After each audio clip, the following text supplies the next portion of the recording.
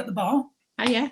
And to Rachel Thapa-Chhetri of Top Hat and Tails, a bookshop and a hat seller. It's the only bookshop I know that also is a hat seller. I think the hat seller came first, didn't it, Rachel?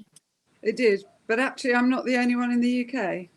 Really? There's another hat seller. Is it a natural I did think I was combination? going to be, and then I did a bit of research, and there's one up in the Cotswolds called the Mad Hatter Bookshop. I forget what the name of the village is or town. Another small town like ours. Oh, right. Okay, well, that's good. I had no idea they went together, but they clearly do. But which came first then, Rachel? Books or hats? The hats, yeah. Definitely. So how did you get into book selling? Well, as you know, William, we had our first literary festival. What was it? We've had three. Have we had three now or two? We've had at least three, because I've been to at least three. We've had three. So after the first one, when I was selling books on behalf of another local bookseller for the festival, I worked out that books were selling, and I'd been looking for a product that was a product that wasn't seasonal. And I suddenly went, yeah. And it took a bit of courage, but I did it. Did you know anything about book selling, or was this a completely the best kind of thing where you have no right? So was it a bit of a learning curve? The only thing after I started it, it often happens like this, I think. After I started it, I suddenly realised, I looked back on my life, and I was the sort of person that would go shopping in a town centre, but only go to bookshops.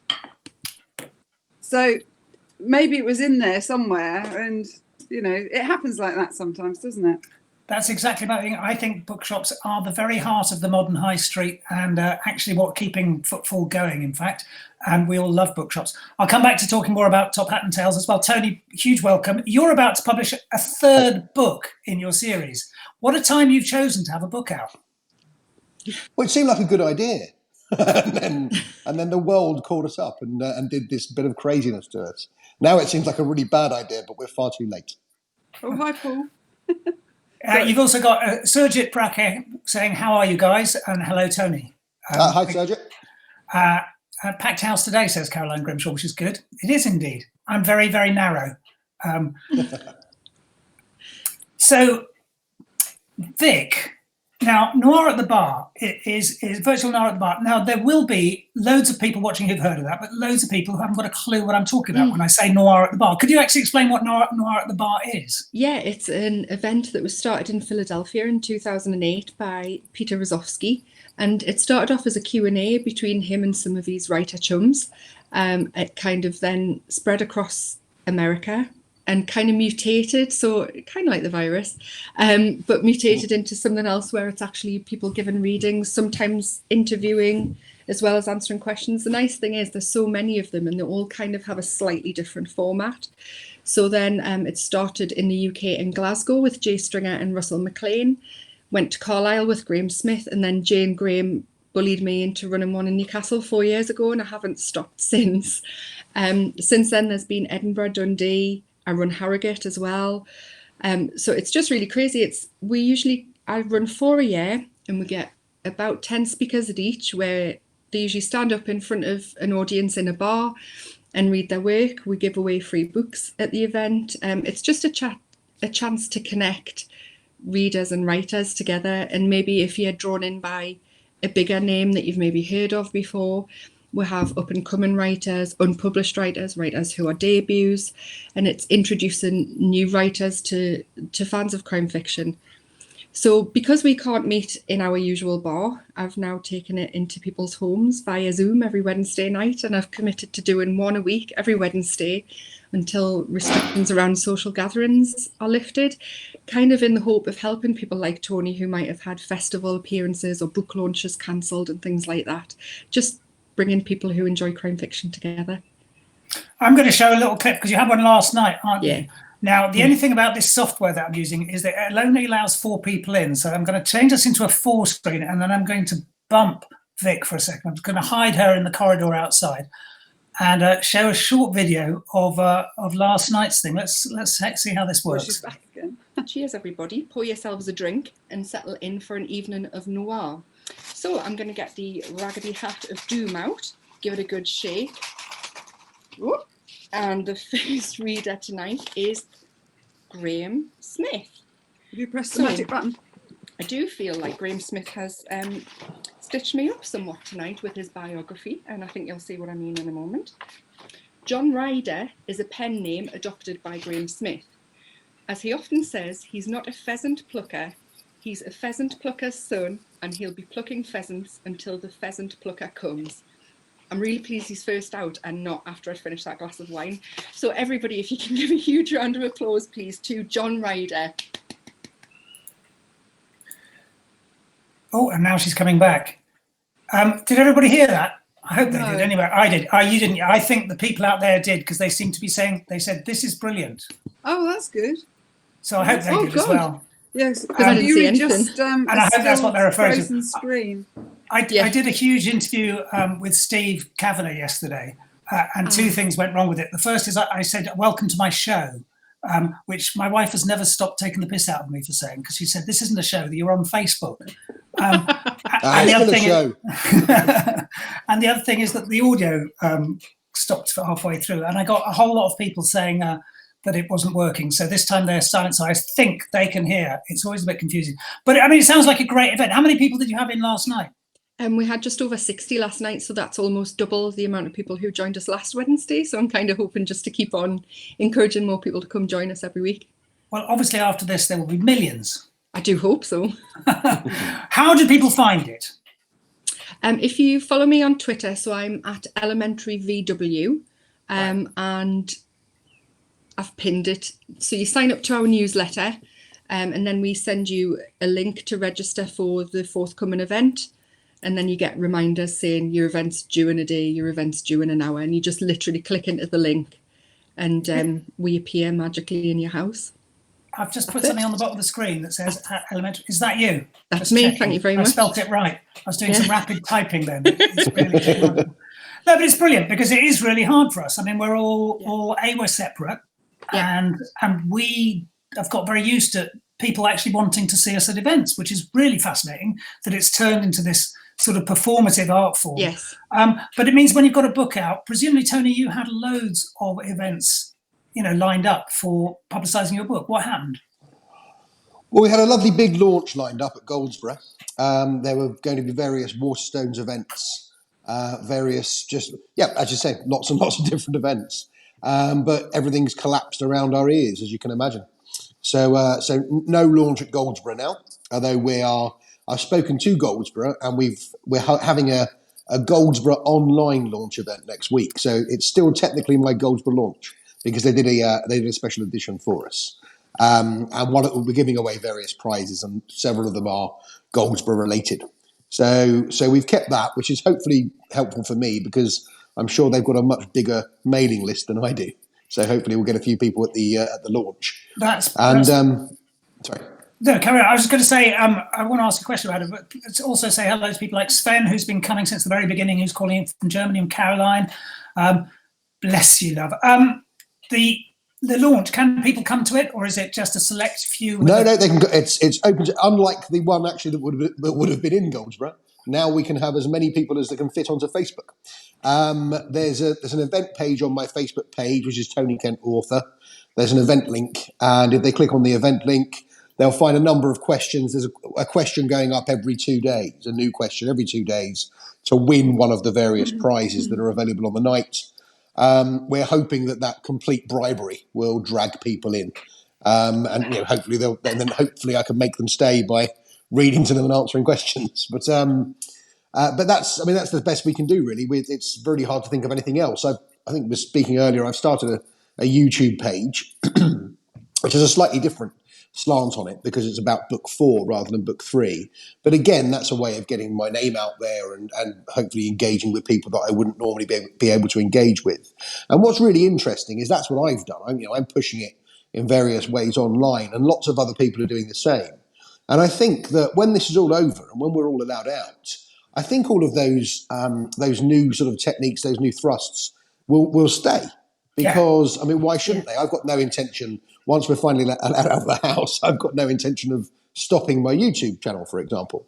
It might have to take a different slant, but I'm really enjoying doing it. And I think we're all discovering that there are there are other ways to engage with people, other ways to get some awareness about yourself and, more importantly, about your book or your books. And I mean, this that you're doing, William, this is wholly new, isn't it? But I imagine that, you look pretty good at it already.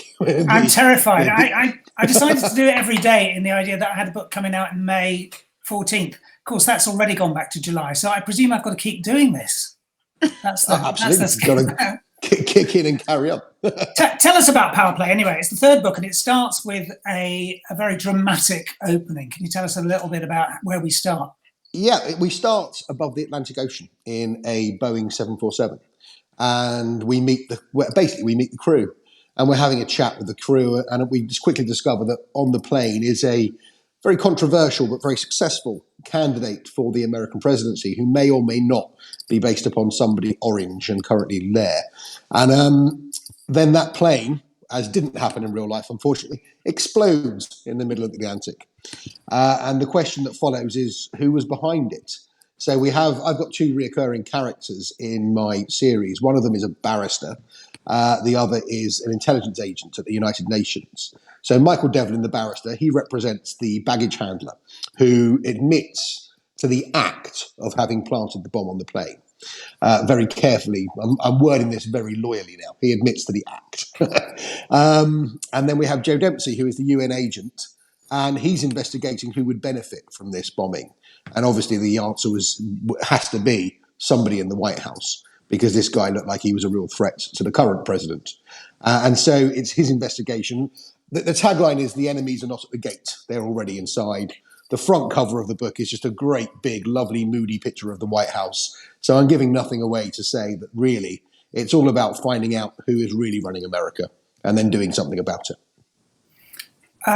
I just want to say hello to Amar Anwar, who I think's out there, who's a great writer who I see seems to be lurking in the comments and must come on one day. And I'm going to change the aspect because I keep putting comments and they go right over Rachel's face, and we can't keep doing that. There you go. So we're going back to the Dallas format. I keep getting them at the bottom. You're safe on my screen, Rachel. Oh, well, there you go. Oh, at least you're getting them. That's good. But I'm going to come to you again, Rachel. Now, we've been talking about what we do has been affected by the virus, and how some creativity has had to go on about how we deal with it. Booksellers, booksellers have had a really hard time of it in the high street in lots of ways, but in some ways they're being really inventive. How are you carrying on selling books at the moment? Well, I decided, I already had a website, and I decided to, as soon as we went into lockdown, I thought, I wonder if I could put a shop onto my website, and not really thinking that it would be particularly effective. And so I started it, and I loaded as many books as I felt was adequate enough to say it was live, and posted it up on Facebook, and I haven't stopped since. And I'm amazed, actually. It's been incredible, and people are being so supportive. And I cycle around the town. You can see my window. That's very good. That beats our book club. I cycle around the town delivering the books. So, and I've got a little pile over there. It's not quite Amazon warehouse, but you can see my little pile of books for tonight's delivery. Oh my God, that's brilliant. So you also, it's like, it's your daily exercise and delivery wrapped into one. So it's local people. So anybody living in the Faversham area, should yes, within a 3-mile radius. Yeah. Okay. And is that you at the bottom that I put top-hattandtails.co.uk? Is that the right one? That's correct. Yeah.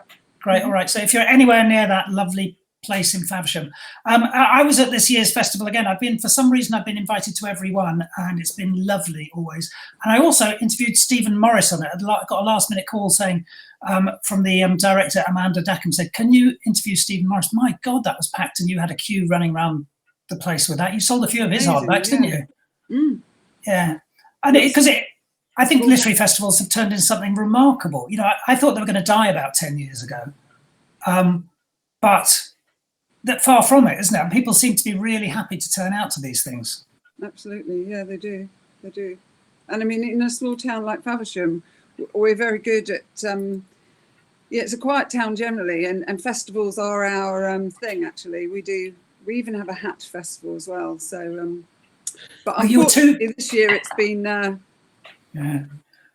the virus cancelled it. Unfortunately. Oh, so both festivals have been in your shop, basically. Yes. Yeah. Hat and book festival. Yeah. I started the hat festival 5 years ago. Right. Based on the model at down at. There is a hat festival, isn't there? Where is that hat fair? There is one. Is it somewhere in the no, south? Is it in Somerset somewhere? Yes, Yeah. down that way. Forget where it is. Anyway, yeah, it was modelled on that one. His is much bigger than ours ever is, but ours is still great fun.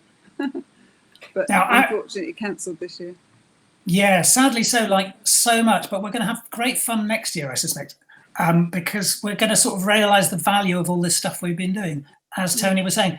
Now, in terms of thinking about how we respond creatively and what we ought to do as writers and stuff like that, I was speaking to Cara Hunter earlier today, and I'm going to actually send Rachel out of the room briefly so I can show a video that I had with Cara, and I'm also going to change us to a foursome. Where is it? Hold on, this is pressing buttons on I'm just stabbing things now with my I will find out. Can you see that? Can you see a black mark there?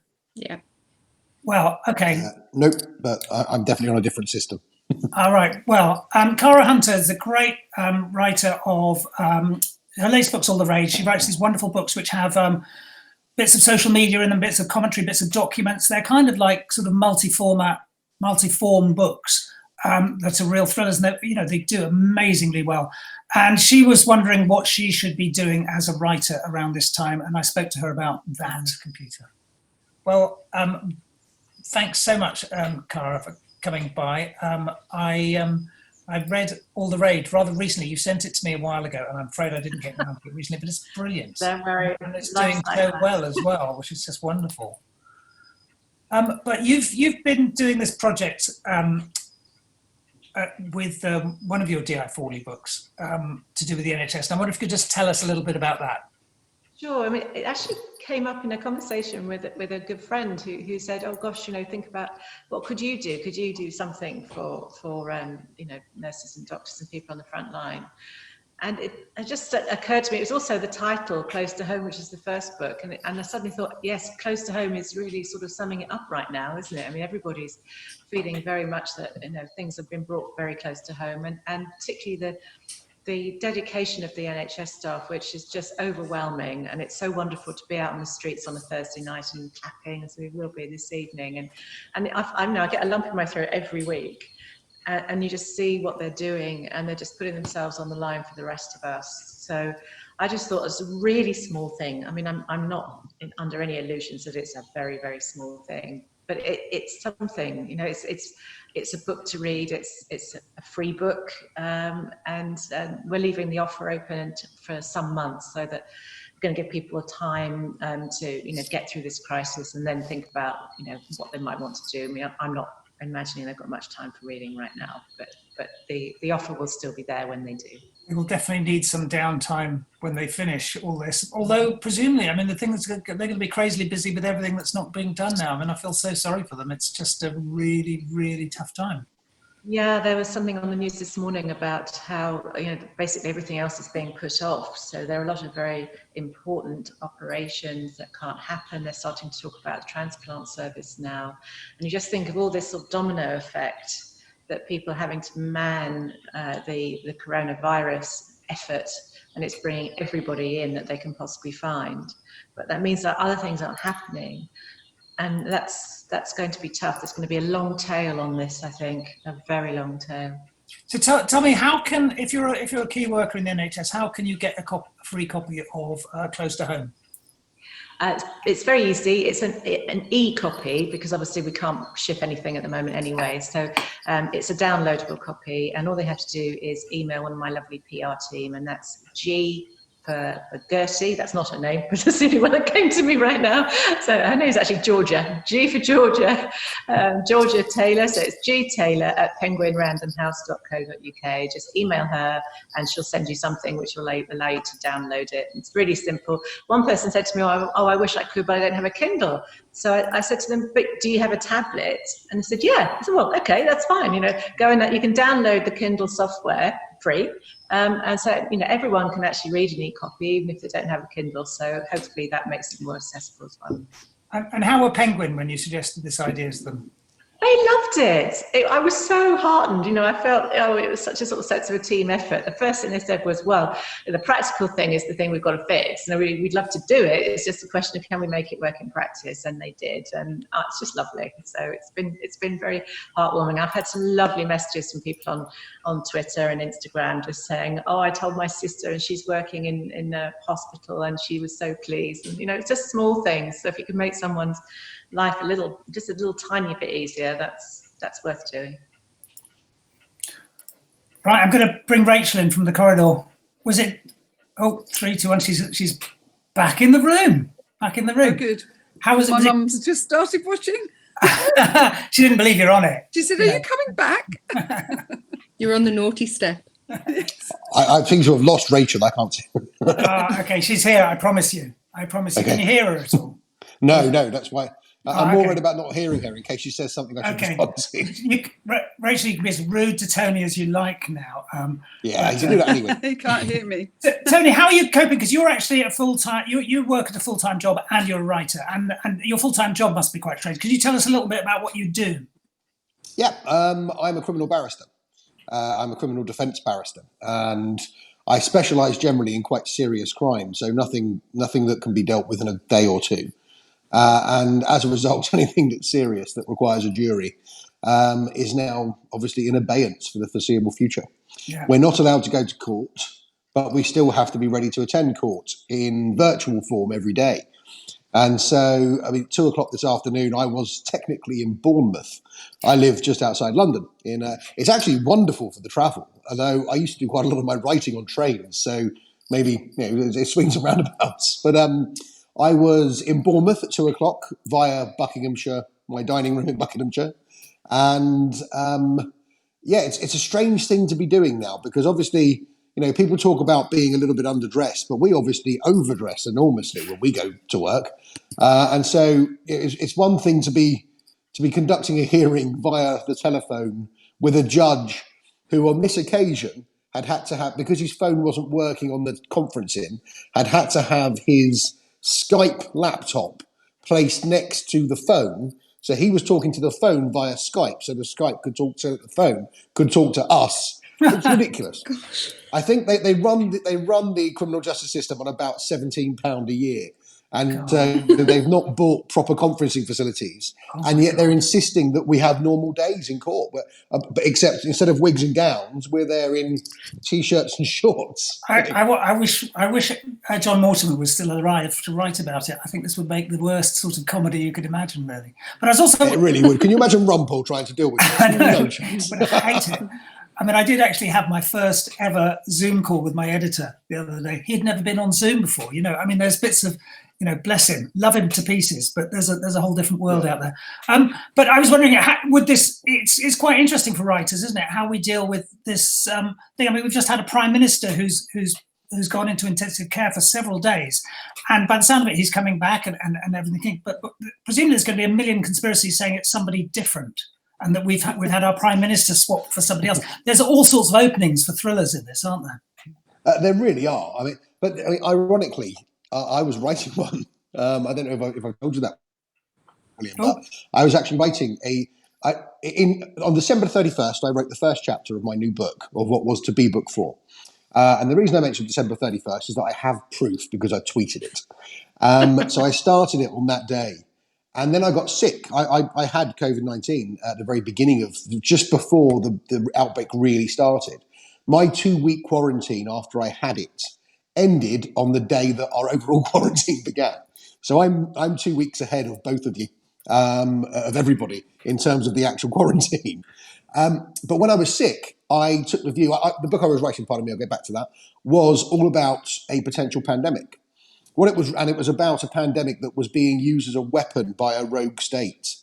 And the rogue state was from that part of the world. So I took the view that I can't write this book now. I've got to stop. And I was a third of the way in, and I was really enjoying it. And then I got sick, and I was lying in bed, and I was just thinking, I can't do this. This can't be done.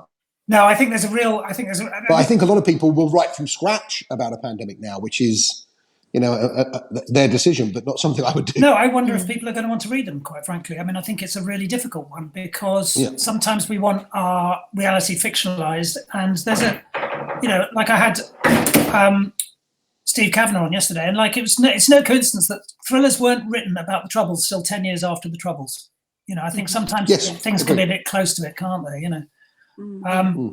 Anyway, well, I wouldn't want to read about it. I mean, I wouldn't want to write about it because I'd be writing it. I write for escapism, and what am I escaping if I'm writing about a pandemic every day? But I also wouldn't want to read about it. And next year, I'm not going to want to read about it because the reality is, we all have all of our theories about where it's come from. We all have all of our theories about what will happen and will the world change and all these different things. The only certainty is that a lot of people are going to die, and we should, in my opinion, morally, we should not be benefiting commercially from writing fiction about that. And hence, I effectively threw away 3 months' worth of work, and I'm now writing a book completely from scratch. I had a sort of a one-line idea, sat down at a screen, and I'm now just trying to see where it goes. Yeah, there's a few questions here. For some reason, Luca Veste, great writer, is asking what is Tony's favourite lamppost? But that might just have been my response to asking questions. I don't know. There's no subtext in there that you understand, is there? There is. I was on Two Crime Writers and a Microphone when they came back. They've just come back. They're producing so many shows. Yeah. I was really flattered that they had me on until I found out they had on everybody. I think they're going to invite my 2-year-old on next. They've never had me, Luca. They haven't had me either. Hint, hint. But there was a very long discussion about the lamppost outside Steve Kavanagh's house. I'm surprised you didn't ask him about that lamppost, William. Well, I'm obviously never going to get on it because I did listen to the beginning of that show, and for some reason I didn't. Oh dear, I'm just never going to get on now. It's a great show, honestly. You must watch it. It's very funny. Tony was briefly mentioning there the sort of books you want to read right now. I was wondering, Rachel, as a bookseller, do you notice anything different about books people are buying? Do they want to buy a lot more things like Woodhouse and children's books or something like that, or is it all sorts? It is all sorts, and I think your location as a bookshop reflects the other way around. People, what your location is the readers have. For example, in Faversham, I get a lot of the natural world, sort of the marshes, trees, birds, flowers, stuff like that. Whereas a little bit of not so much crime thriller down here, It's very not small great section. I mean, I'm an avid fan, but although I don't read so much as watch now. Channel 4 world drama. My favourite. But and children's books, yeah, of course. You've had a lot of people saying you look a lot better than you did, Tony, so that's good from the illness. Very nice of them. Sven was asking, are there recurring characters, which there are in the books? I mean, there are 2 characters who run through the books as far as I recall. And so I'm going to pass over that one, Sven, but thank you very much for asking that. Philippa Hall asks, will books about pandemics still be called dystopian? Well, that's a bit of a philosophical question. I don't know. Yeah, there will be a lot of them, but yeah, maybe they're moving into our territory a bit of real crime. Yeah. So in terms of Noir at the Bar, you've probably got lots of them coming up now. This is a thing, like writers are used to going out and writing, used to appearing. How are you dealing with, presumably, the deluge of writers who want to now appear on Noir at the Bar? I'm encouraging them. I'll just, email me, tweet me. I've committed to doing one a week until not just the restrictions in terms of the lockdown are finished, but actually restrictions around just getting together with people in large groups, social gatherings and so on. So as much as maybe in a couple of weeks things might be relaxed for your day-to-day life, I really believe that it's going to be quite some time before we can all meet up in that lovely bar again and listen to some live crime fiction. And I'm booking people up until July at the moment, but to be quite honest, I reckon I'll be going a bit longer as well. So yeah, I welcome anyone who, whether you're published, unpublished, up and coming, established. I've got some amazing writers on the bill already, but yeah, I'm always happy to host. I'm just really happy to help, and I'm also delighted that we can still bring crime fiction to crime fiction readers during this. because I know how upset earlier this week everyone was when Harrogate was cancelled, and there's been a number of festivals already And knocked Crime on Fest, the head.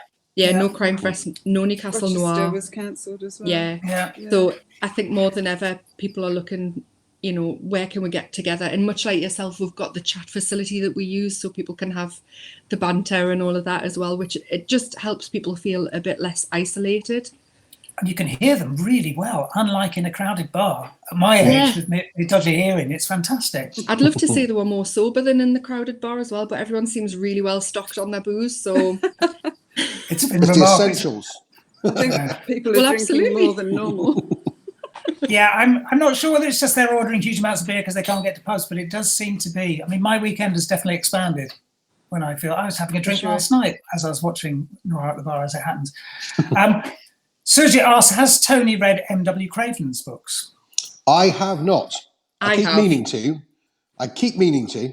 It's one of those situations where, well, I didn't know this, but when you get published, everyone sends you so many books. And also, you know, I work full time, which is very, very time consuming. And as a result of that, I have to, you know, I'm trying to get my own books out.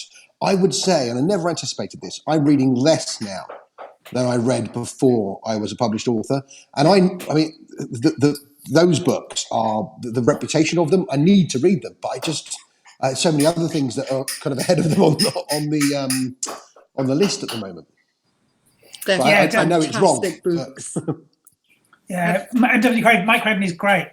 He's really good. There's a really nice dark humour to it behind them as well, isn't there? He's also a great bloke. I mean, I want to read them because I really like him. In a way, even it's if they didn't Mike have the embodied, reputation. I think, in terms of it's quite dark, but also quite funny at times.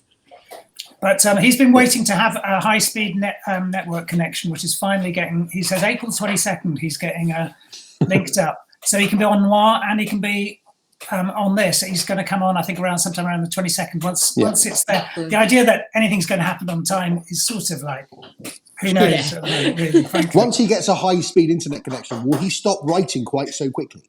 Because he's putting everyone else to shame.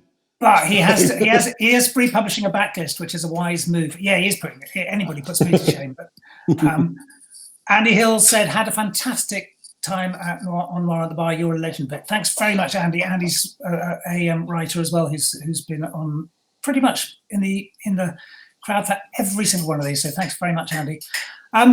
Listen, everybody, I'm going to wrap it up. I tend to try and keep it under half an hour, but you've been far too interesting, and I've broken the half-hour bit. Tomorrow, I'm going to be with Derek Farrell, lovely man, lovely writer, and Trevor Wood and Judith O'Reilly from the Northern Crime Syndicate. And also, if I can manage to squeeze the fourth person in the screen again, Ellie Griffiths is going to come back and tell us a little bit about her daily readings from the Crossing Places, which have been huge. Sorry, carry on, Vic.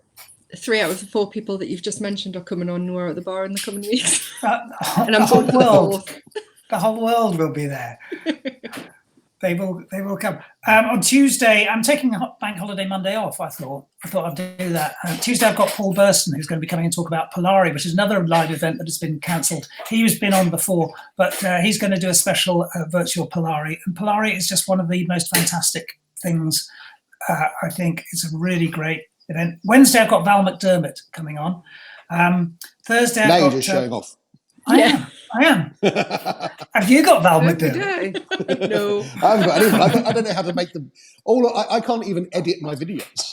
I know nothing about technology. And that's it. Tony is doing a daily video, and I meant to remind him those. He's doing a daily video on, and I've completely forgotten the details. I wrote them down.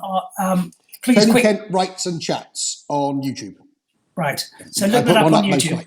Yeah, just easy enough. Tony Kent writes and chats. It's great the way we're being forced out of our comfort zones to do all these things, isn't it? I really think it is, and as I was saying earlier, I think it's something that will continue. I think we could have all have found new ways to meet our audience. Yeah. And what else am I on about? Oh, Thursday, Leslie Thompson's coming on, and also with her editor, which normally I don't really encourage, but I found editors are quite shy, and I want to talk about how editors are thinking about the things going on at the moment, because everybody's had to change the way they do stuff, and publishers are really having to work hard at working out how they get around this. And then on Friday, I've got Sarah Hillary back. I did one on audiobooks on, I forget now, it was lovely actually, but Sarah Hillary's going to come back for another bit of talk about audiobooks.